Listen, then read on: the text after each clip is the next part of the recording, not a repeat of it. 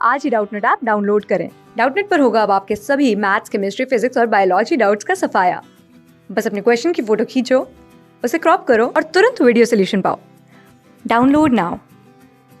Hello दोस्तों, इस प्रश्न में दिया है नियंत्रित गति का मानव के लिए एक उपयोग लिखिए।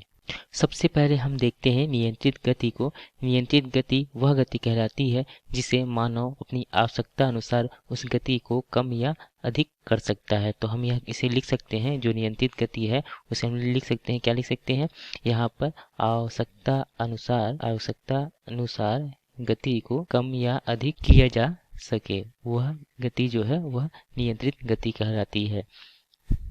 हम अपने जीवन में बहुत सारे नियंत्रित गति का प्रयोग करते हैं, जिससे कि हमारा जीवन है वह बहुत अधिक सुविधापूर्ण बन जाती है।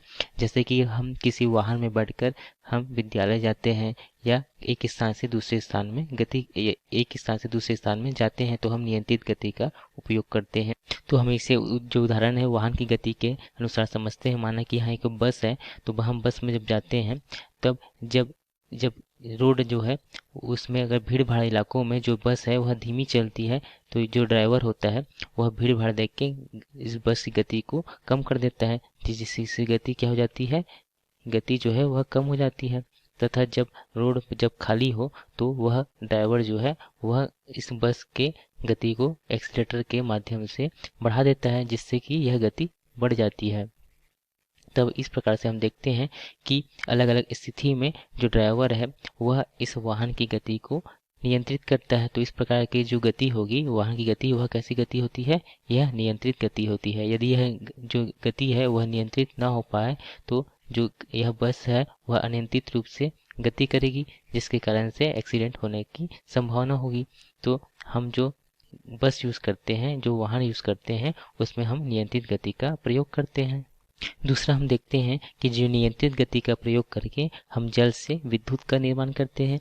आप इस चित्र में दिख रहे हैं, इसमें जो नियंत्रित गति का उपयोग करके हम यहाँ पे टरबाइन को घुमाते हैं। तो सबसे पहले देखते हैं कि यहाँ पे जलाशय में जो पानी भरा होता है, इसे जलकपात के द्वारा इसे पानी की गति को नियंत्रित किया जाता है, जिससे कि यह टरबाइन में पड़ती है, जिससे कि टरबाइन घूमने लगता है। तथा यहाँ पे यह जो टरबाइन है वह पावर हाउस या जनरेटर से जुड़ा होता है, जिससे कि यहाँ पे विद्युत का निर्माण होता है। तो इस प्रकार से हम यहाँ पे पानी की गति को नियंत्रित करके टरबाइन को घुमा के विद्युत का निर्माण करते हैं।